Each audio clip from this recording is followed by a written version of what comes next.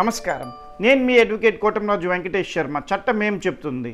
Iran యుద్ధంలో ఈ రోజుకి మొత్తం 18 మంది అమెరికన్ సైనికులు చనిపోయారు. 428 మంది వరకు గాయపడ్డారు. 40 ఫ్లైట్లు వరకు ధ్వంసమైనాయి. అమెరికా ఎందుకు యుద్ధం చేస్తోంది? అది సాధించిందా లేదా?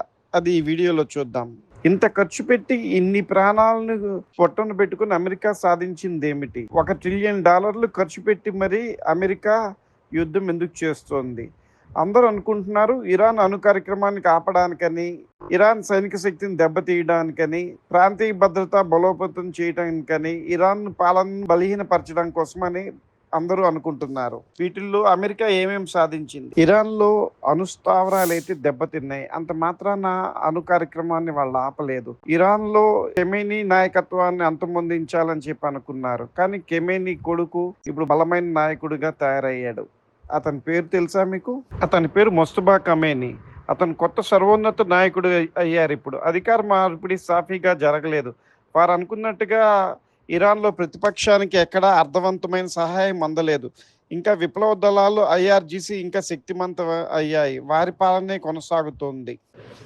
ఒక పక్క మనం గమనించినట్లయితే అమెరికా ఈ 4 ఏళ్లలో ఉక్రెయిన్కి ఎంత ఆయుధాలు అయితే పేట్రియాట్ ఆయుధాలు ఇచ్చిందో వాటన్నిటికన్నా ఎక్కువ ఇప్పుడు ఇరాన్ మీద ప్రయోగించింది.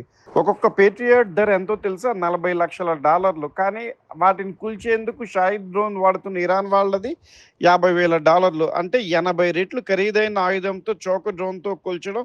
ఇరాన్ డ్రోన్లు తయారు చేస్తూనే ఉంటే ఈ లెక్కన ఎన్నాళ్ళు అమెరికా ఇంకెంత ఖర్చు పెట్టాలో ఆలోచించండి.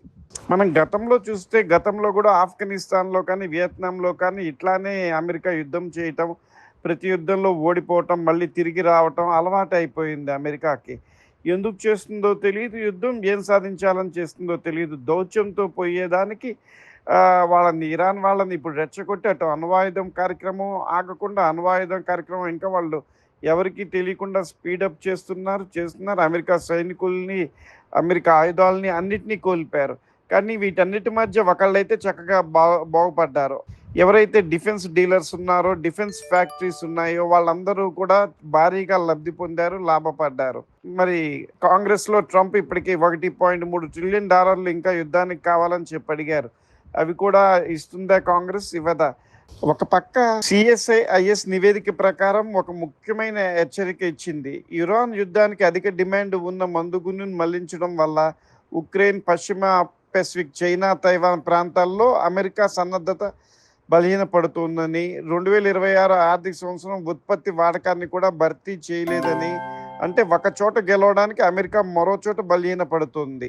అమెరికా గెలిచిందా, ఓడిందా? మీ అభిప్రాయం ఏంటి? మీరేమనుకుంటున్నారు? కామెంట్ రూపంలో చెప్పండి. మీ కోటంరాజు వెంకటేష్ శర్మ. జై హింద్.